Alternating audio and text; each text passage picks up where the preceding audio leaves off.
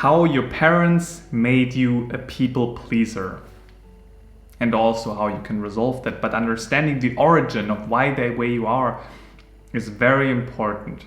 Very important. And stick with me, because I haven't seen such a video on YouTube at all, like where people really dig into the deeper psychology of how things actually work. So stick around, I think it might be very valuable for you. So let's start with the first point. Now, if you're a people pleaser, an underlying issue that you probably have is you are very good at inhibiting your aggression. That means that you know somebody crossed your boundaries and it kind of makes you angry, but you don't say anything about it. You're still like very nice about it. You cannot stand up for yourself, stand up for your own needs, and you notice, oh, I would like to say something, or this is me, or this is an idea I have, but I don't want to do this because I want to really, maybe other people won't like it, and then we have arguments, and I cannot deal with this. So you're inhibiting yourself quite a lot, which also means you're not authentic, which is another big problem.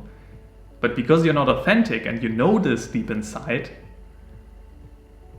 which makes you a little bit angry, but you inhibit it, and then maybe you even get angry about yourself, like, stupid you, why didn't you do this? And it's quite problematic.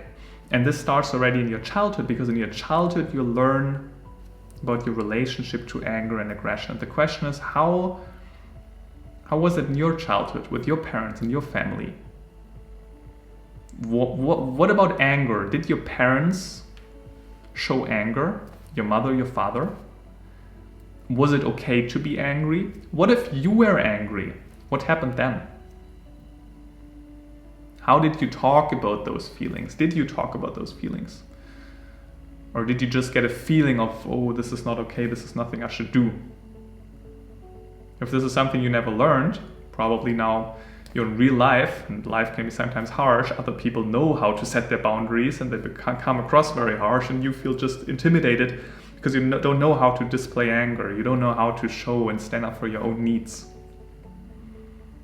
Maybe even your father was very bad at, standing up for himself and showing who he is.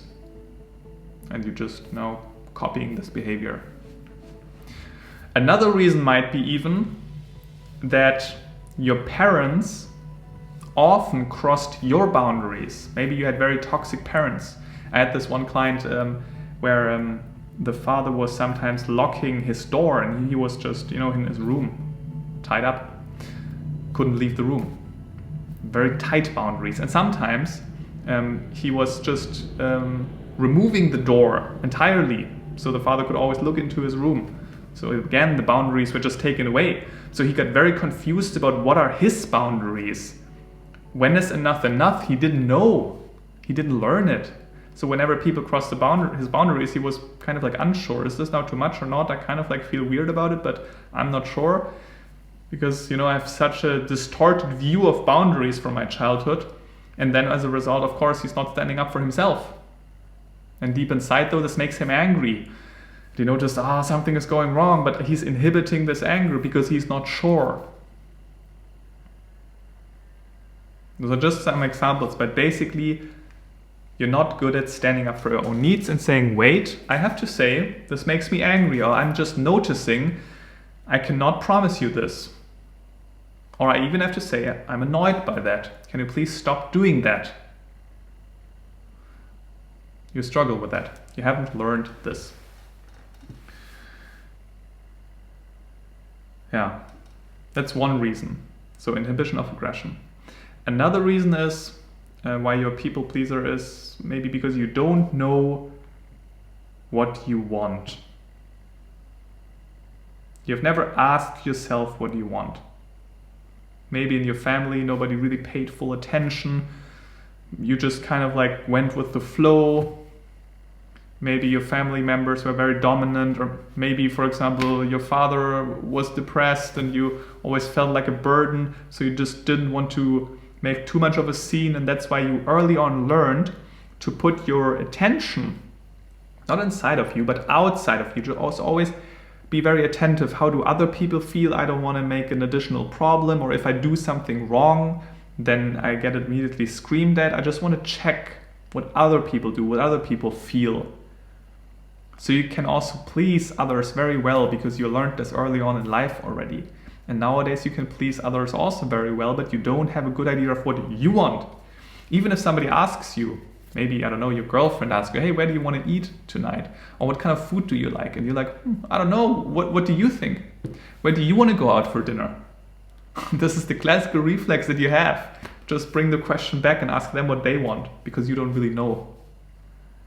Because you don't really pay attention too much of what you need and what you want.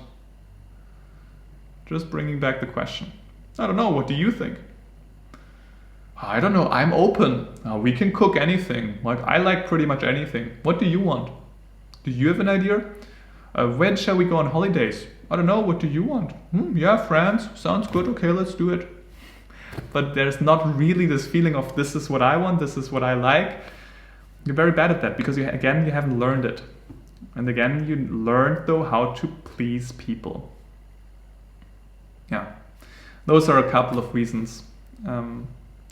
Yeah, probably some of them resonate.